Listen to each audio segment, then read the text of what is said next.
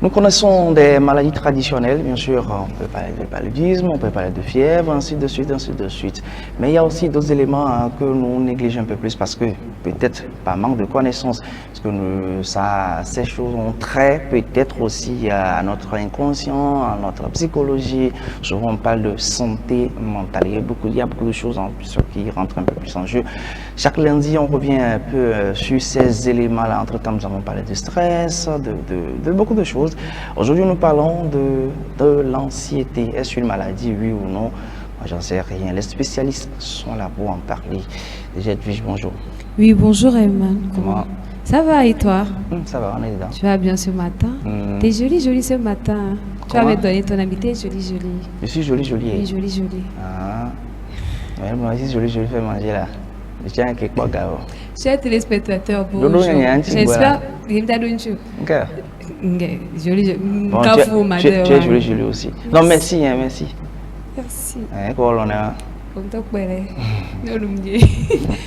Chers téléspectateurs, j'espère que vous allez bien. Oui, comme Emma l'a dit, ce matin, nous allons parler de l'anxiété avec notre invité du jour. Moi, Emma, on a que toi anxiété. On est anxieux quoi? Anxieux. Il y a mon qualificatif anxieux. Bon, c'est vous qui nous faites découvrir ça. Hein. C'est parce que nous connaissons d'habitude, c'est le stress. Nous, on est un peu stressés. Nous connaissons les psychologies, mais le reste là, il n'y a pas de alors bien, ou bien, quand on est un peu fatigué, on dit on est un peu stressé, alors il y a beaucoup de charges et availle. Alors, quand on bouton, que tu c'est pas ça, on ne connaît pas encore. Manque de sommeil. On peut aller lier stressé, c'est ça. Anxieux. Quand on dit tu es anxieux là, c'est que. Eh bien, invité, il a bien. Ah, ok. Voilà notre invité ce matin, monsieur Honoré qui est avec nous. En tout cas, je vais quand même dire c'est un habitué d'ici. Oui, bon. Il vient quand même avec nous, il nous parle un peu de beaucoup de choses. Aujourd'hui, on a décidé de parler avec lui de ce que c'est que l'anxiété. Et moi, ma toute première question que j'ai pour monsieur Honoré. Il faut le laisser se présenter au moins. Oui, je vais le laisser se présenter d'abord. Mais j'ai une question phare qui elle est toute ta maintenant. Ma vie est là. Avant de se présenter. Ma vie est comment va se présenter. Ma vie est va se présenter. On aussi dire mieux. J'ai une question pour vous avant de vous laisser vous présenter. Est-ce que une déception amoureuse peut causer de l'anxiété chez quelqu'un? Est-ce que la déception amoureuse peut occasionner l'anxiété? Je pense qu'on aura l'occasion de revenir sur la question un peu plus tard. Donc, on va pas mettre les. On dirait, la manière dont tu n'as pas répondu, on dirait que toi, mais tu es passé par là. Hein. Tu es passé par là ou comment? Non, je garde ça sur silence. Ok, d'accord. En tout cas, quand même, les téléspectateurs, ceux qui viennent de nous prendre en marche, ceux qui viennent de te voir pour la première fois ici, auraient aimé quand même vous connaître, si possible, vous pouvez vous présenter. Ok. Merci pour la parole. Je réponds au nom de Atamon Asiakla Honoré, diplômé en psychologie clinique et de la santé à l'université de Lomé. Et actuellement, j'interviens au niveau de la cellule prévention et prise en charge psychologique au niveau de l'ONG et AMC. De l'ONG et de l'AMC. En tout cas, quand même, vous voyez un peu le titre avec le nom de notre invité du jour. Comme je le disais avec nos téléspectateurs. Bon, moi, je vais faire une petite parenthèse, si vous le permettez. Parce que c'est bien de faire la psychologie. C'est vrai, on en a parlé. Hein, quand vous parlez d'être diplômé en psychologie clinique. C'est ça? Pardon? Non, c'est la suite là. Clinique. Psychologie clinique et de la santé. Et de la santé, d'accord. C'est quoi la différence? Pourquoi tu ajoutes la clinique et de la santé? Pas de différence. Il faut comprendre que quand on parle de psychologie, ça englobe beaucoup de choses. Il y a l'aspect clinique qui va se concentrer sur les maladies, comment est-ce que les maladies se comportent et comment est-ce qu'il faut aider les personnes, je dis ça de façon ramassée, comment est-ce que les personnes réagissent face à la maladie. Maintenant, quand on va regarder du côté de la santé, où nous appelons communément santé mentale, c'est comment est-ce que nous aidons l'individu à affronter les difficultés de la vie, parce qu'il y a des difficultés de la vie qui vont impacter le vécu de l'individu, qui vont le rendre malade. Donc, on va parler de la gestion du stress, de la gestion de l'anxiété, comme ce matin par exemple. Donc ce sont ces aspects-là qui vont rentrer dans le domaine de la santé. Donc dépendamment maintenant de l'endroit où le psychologue va intervenir, sera qualifié soit de psychologue clinicien, soit de psychologue de la santé. Donc il y a des spécialités qui sont comme ça. Il y a des gens qui se spécialisent purement en clinique et purement en santé. Mais ce sont deux notions en fait qui vont ensemble parce qu'ils ne peuvent pas avoir l'un sans l'autre.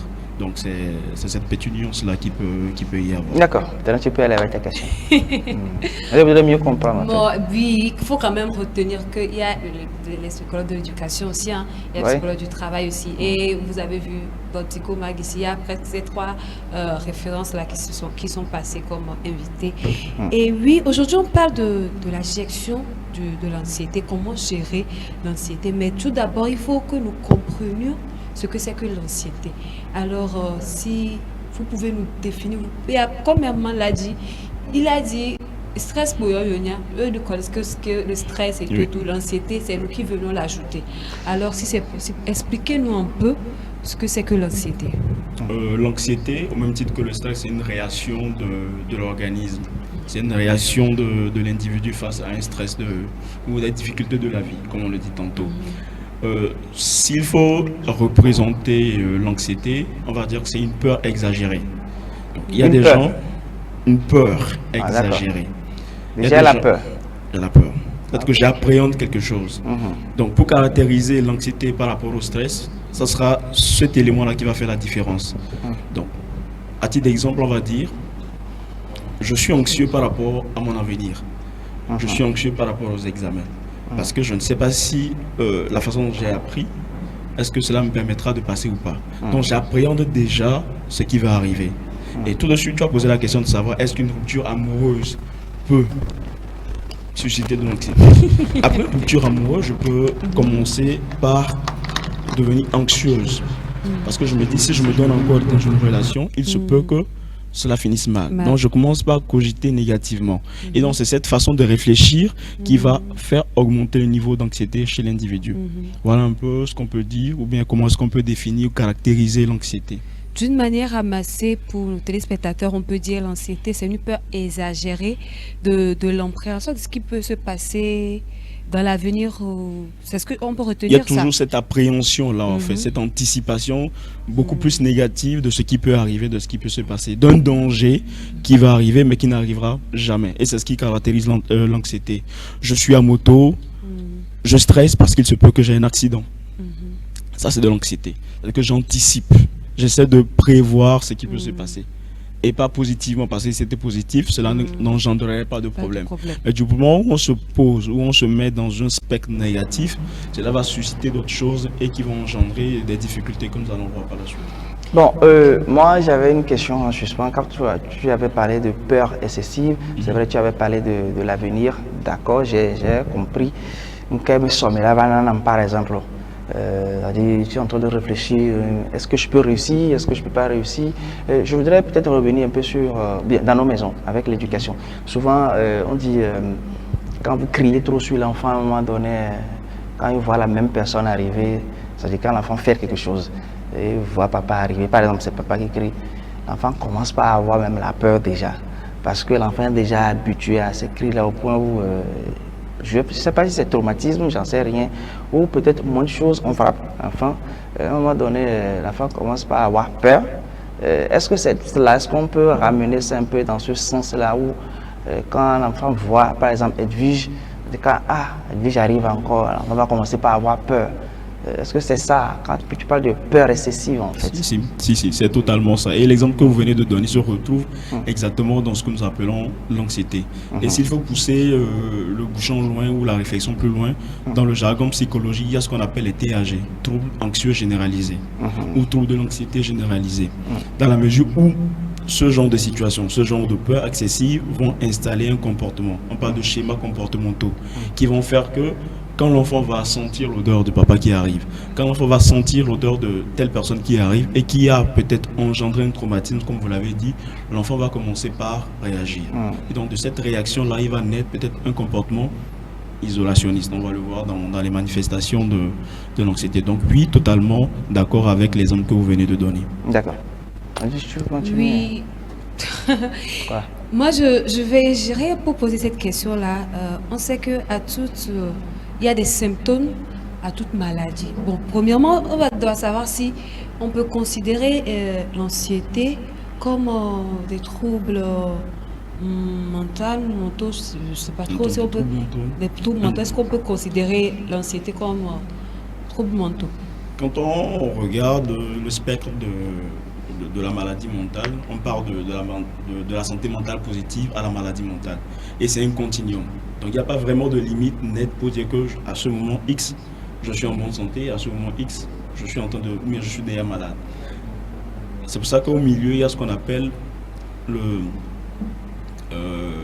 comment est-ce qu'on dit ça, les réactions en fait. Donc il se peut que des réactions soient appropriées ou pas appropriées. À un certain niveau, le stress quand il s'installe, l'anxiété quand elle s'installe, c'est pas encore mauvais. C'est pour ça qu'on dit ce sont des réactions normales. Mais tout dépendra maintenant de la durée. Une anxiété qui s'installe pendant une durée de 2 semaines, 1 mois, ça commence à devenir problématique. C'est un peu comme quelqu'un qui est stressé pendant longtemps, ça devient problématique parce qu'il va sécréter le cortisol et qui va engendrer d'autres conséquences dans l'organisme. Et c'est pareil aussi avec l'anxiété. Donc plus la situation anxieuse demeure, plus le stimulus anxieux demeure et plus on va tendre vers ce qu'on appelle la maladie mentale. Oui, l'anxiété est une maladie mentale. D'accord, pour résumer, dans un premier temps, ce n'est pas une maladie. Quand ça vient, ça part. Bon, c'est naturel quoi. Voilà.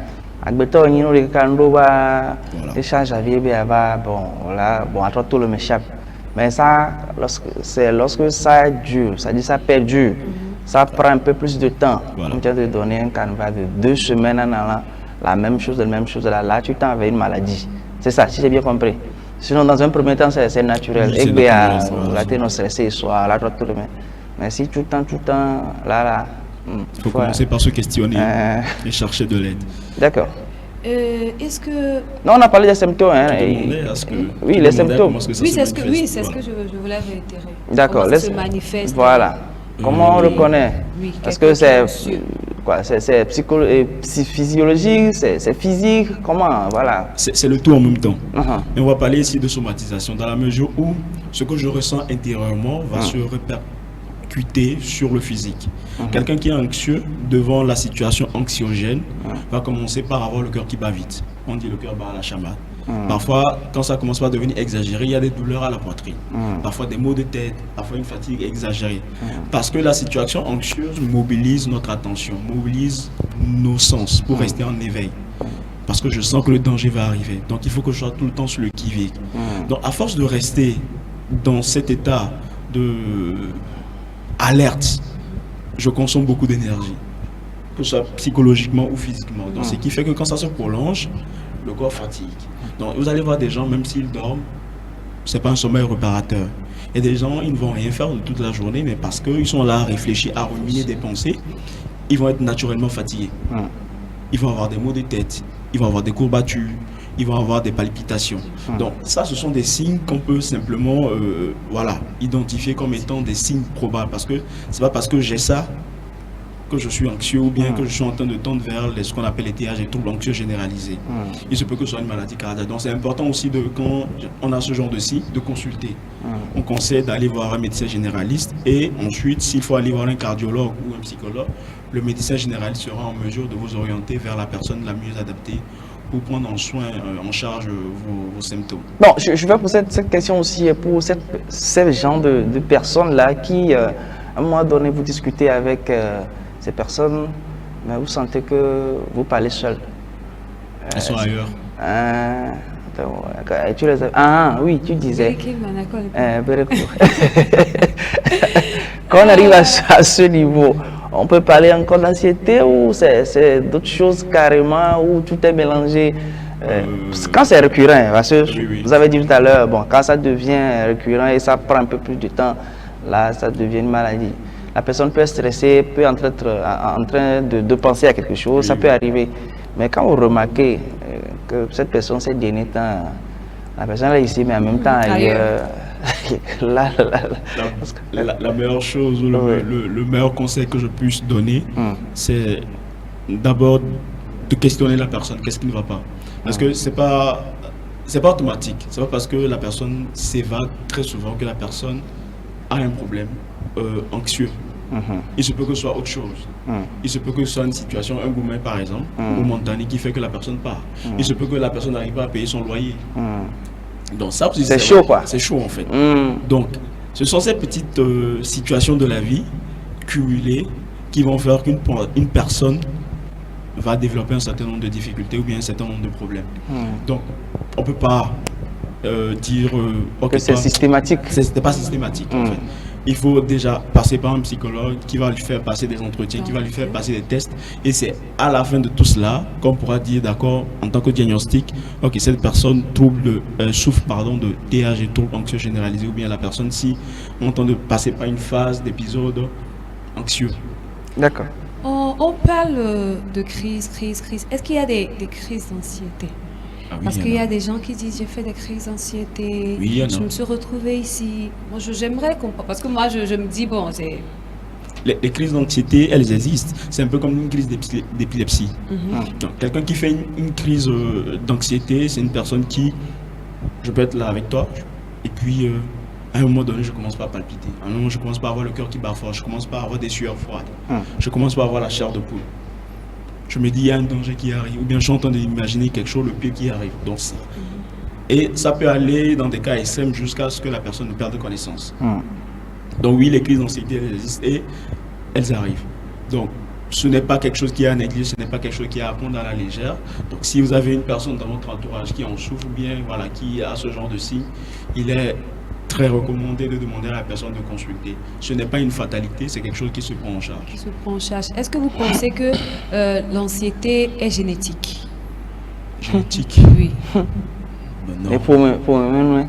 Oui, les miens pour Mais on va dire qu'il y a des prédispositions parce que quand j'ai un parent qui est anxieux, de façon générale, c'est-à-dire qui a peur de tout et n'importe quoi, sans raison, c'est un comportement qui est appris en fait, parce qu'on dit que l'enfant est le père de l'homme adulte. Donc, quand je suis enfant et que je vois mon papa ou ma maman avoir peur de tout et de n'importe quoi, c'est un comportement que je vais apprendre parce que on dit que l'enfant commence par apprendre où? C'est à la maison. L'enfant commence par apprendre avec qui? Papa et maman. Donc, quand maman et papa ont un comportement inadapté, inconsciemment, involontairement, je copie cela. Donc, on ne va pas dire que c'est génétique, mais il y a des prédispositions. Avec des parents qui ont un trouble anxieux généralisé, parce que c'est ça vraiment la maladie. Avec des parents, si tu as un des parents qui a cela, tu as des bonnes prédispositions en fait pour aussi développer cela.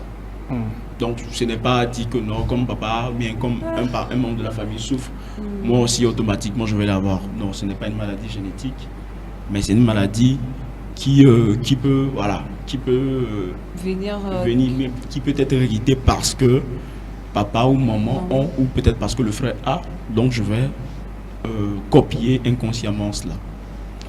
Il y a certains parents, lorsque l'enfant même se trouve dans les entrailles, lorsque l'enfant est dans le ventre de sa mère, la mère est tellement anxieuse avec les problèmes qui la submergent et tout et tout. Est-ce que poser cette question-là aussi, hein? Est-ce que parce que l'enfant, il peut être, je ne sais pas comment je peux le poser la question. Moi, oui, puisque j'avais cette question en suspens. Une femme enceinte, en fait, qui est anxieuse, stressée, quel impact dirais-tu sur l'enfant? L'enfant ressent tout. Oui, parce qu'on parle de vibration. Oui, l'enfant, il ressent tout. En fait. Mais à la fin, quand le gars sort, après, quand l'enfant va grandir et que vous remarquez un certain nombre de comportements, c'est pas pour rien. En fait. C'est pour ça qu'on dit que tout au long de la grossesse, même au jour de la conception, il est important plutôt que ce soit dans de bonnes conditions. Donc, si la maman pendant toute sa grossesse a été triste, ne soyez pas surpris que l'enfant en grandissant ait des comportements ou bien soit quelqu'un de plutôt triste. Parce que tout ce que la maman fait, mais tout ce qui se passe autour de la maman, l'enfant le ressent.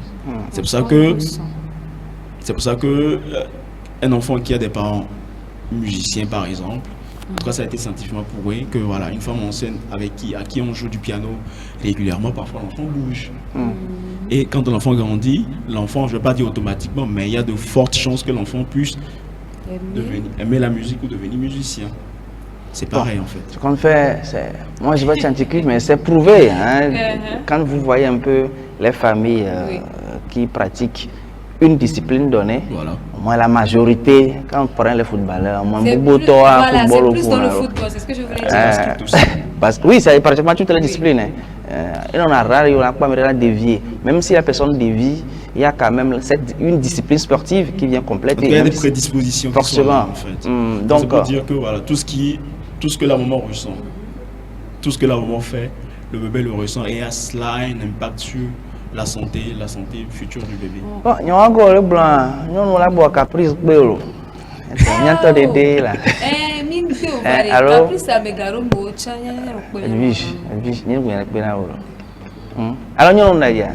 bon, c'est vrai, oui, on est stressé pour nos vieux voir. Et un caprice à que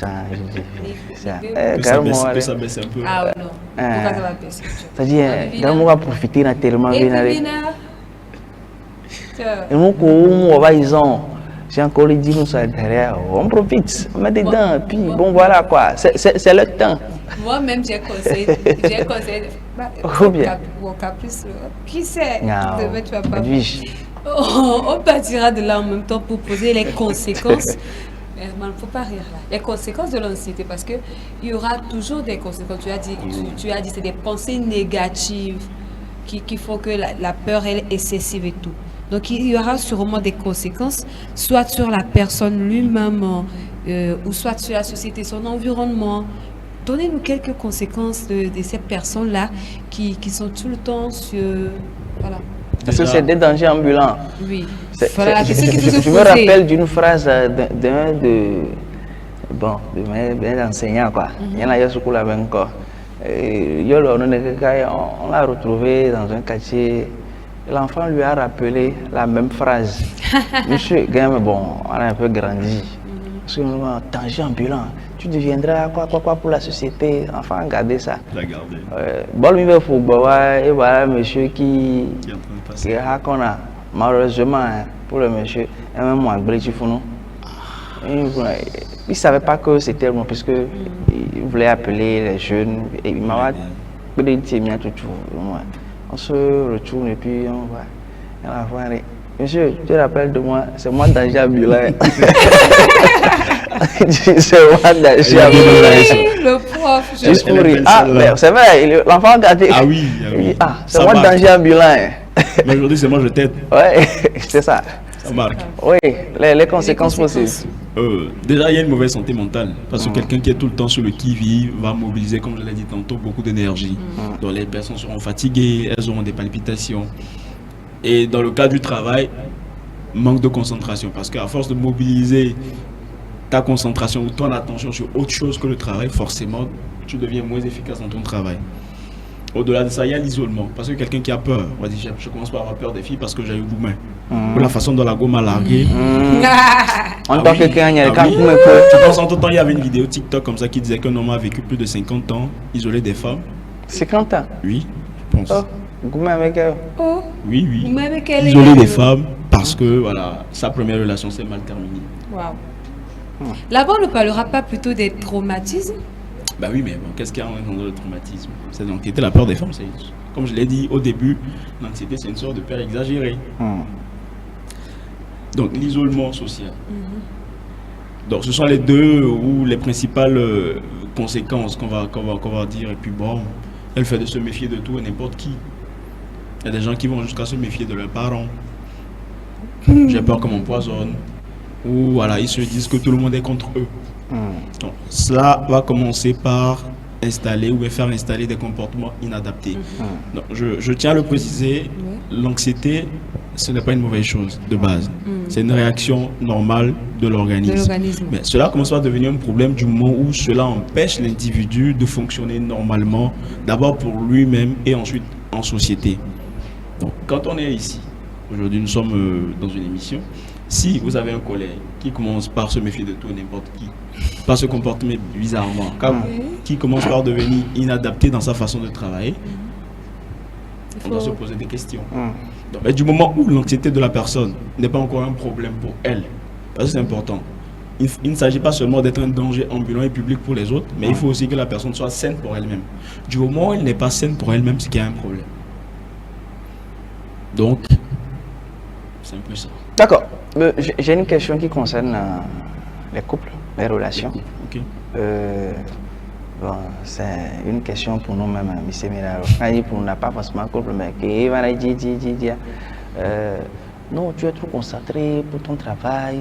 Quand tu reviens, tu connais, c'est des deux côtés. Hein.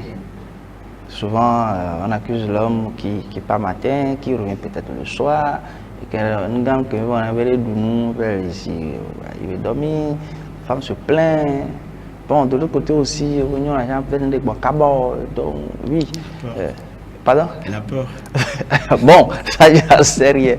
Oui, mais comme ça, peut-être dans le couple, on dit beaucoup de travail, beaucoup de travail, beaucoup de travail. Est-ce que quelque part, moi, j'agis inconsciemment, nous soit dit, parce que l'homme se dit, bon, c'est à travers une causerie que j'ai posé, que je suis en train de poser cette question, parce que l'homme se dit, bon, lui, son idée, c'est de sortir. C'est vrai, moi, je lui ai dit, ami qui a jamais changé les VVD, parce qu'on est amis, il dit, il se lève tôt, il se débrouille pas mal, hein. Il fait ce qu'il peut, il revient parfois un peu tard, parfois peut-être dans les 17h, 18h, ben parfois c'est dans les 22h. L'essentiel c'est de gagner le gain, c'est de trouver le gagne-pain quand même pour nourrir sa famille, plus ou moins ça va. Mais malgré tout, c'est tout un procès à la maison. La femme dit, bon, tu n'as toujours pas assez de temps pour nous. Et quand tu reviens, c'est pour manger, dormir. Et après c'est oui, on est fatigué. Et on est. Donc, le gars se dit, bon, finalement, la femme là veut quoi? Parce qu'en réalité, c'est trouver le mieux vivre. C'est-à-dire qu'il a employé un thème. Bon, il se demande, bon, c'est vraiment gars, pas égard. Mais en fait, il ne le fait pas sciemment. Quand il est là, par exemple, quand il revient, si il a quoi téléviser, il a mis la foi en fait. Tu connais. C'est pas qu'il le fait, tu connais, mais d'abord, il faut être ici.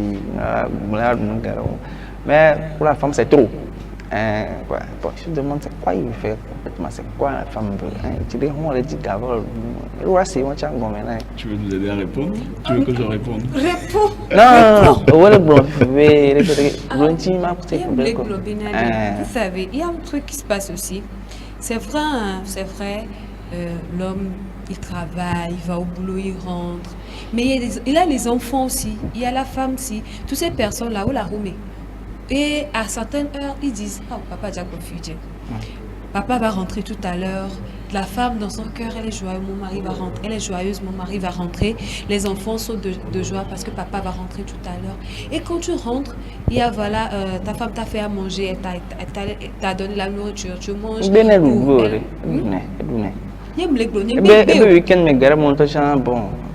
On va se balader dans la ville, on trouve le temps d'apaiser, de combler un peu le vide. Doucement.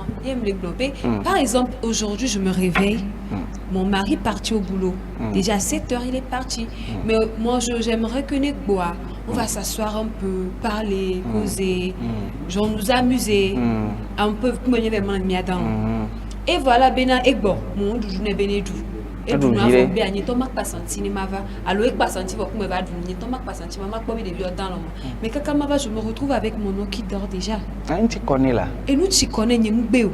Voilà, je me retrouve avec mon homme qui dort déjà. Tu vois que l'envie que j'avais de discuter avec lui, c'est comme si on enterrait. Nous laissez comme bébé nous tu connais. Ni mbéo, mais je me dis dans ma tête, pour moi c'est comme si me pas bonio. Et quand j'ai besoin de lui, il n'est c'est que c'est typiquement femme ça. Et il y a certains hommes qui sont comme ça aussi. Est-ce que j'ai menti, Honoré? Il y a certains qui disent, je sais qu'il va dire oui. Il est psy, il est obligé de me dire la vérité. Il y a certains hommes aussi, je rentre très tôt, et voilà la femme qui fait ses caprices. La femme qui dit bon, nous t'y connaissons avec dans l'eau.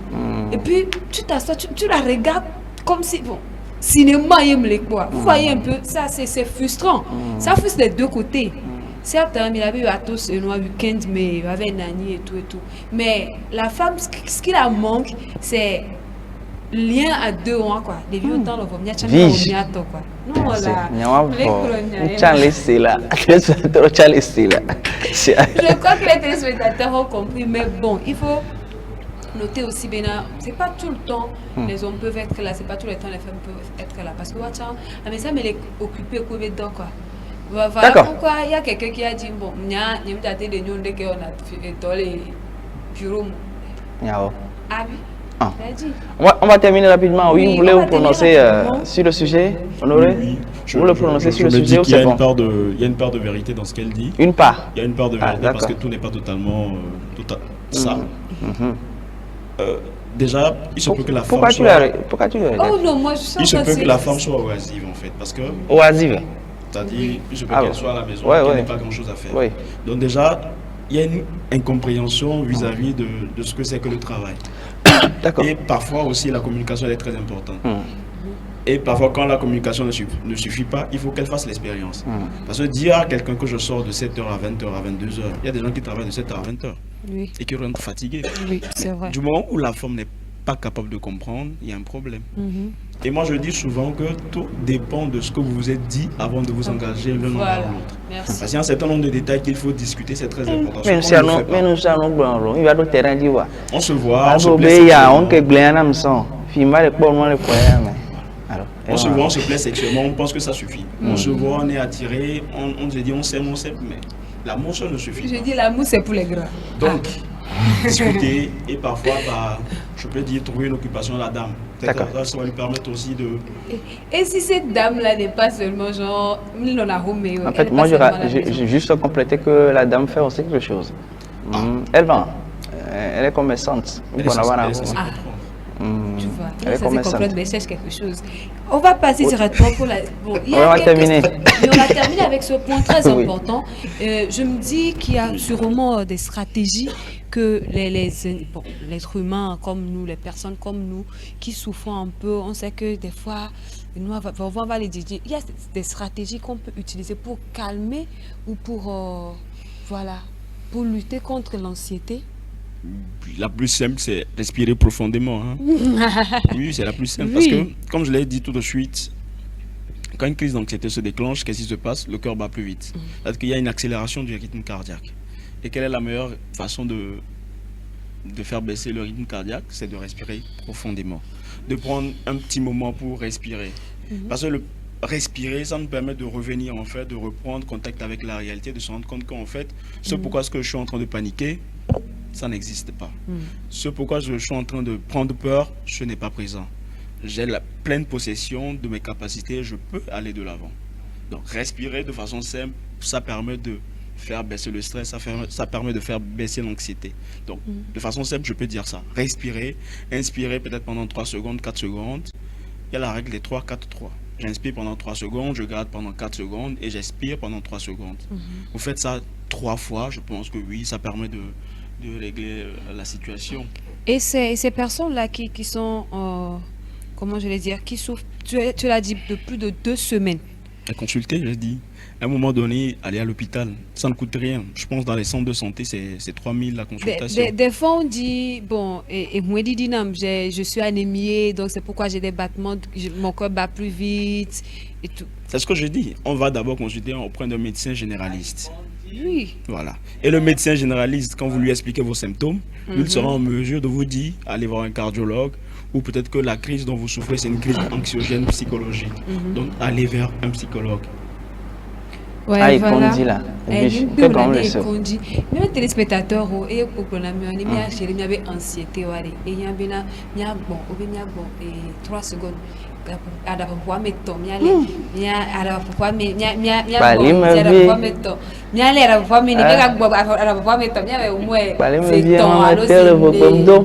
Zeton alo zene bikwa. Donc vraiment c'est quoi? Blanc blanc. Zeton alo zene. Zeton alo blanc miagbo. Wolo gamero ni. Wolo contrôler gamero. Benade.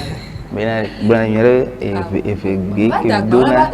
Nyamji ma blessé de. Mano pour ne plus vire côté ne na ba mado ba fa do no. Yo.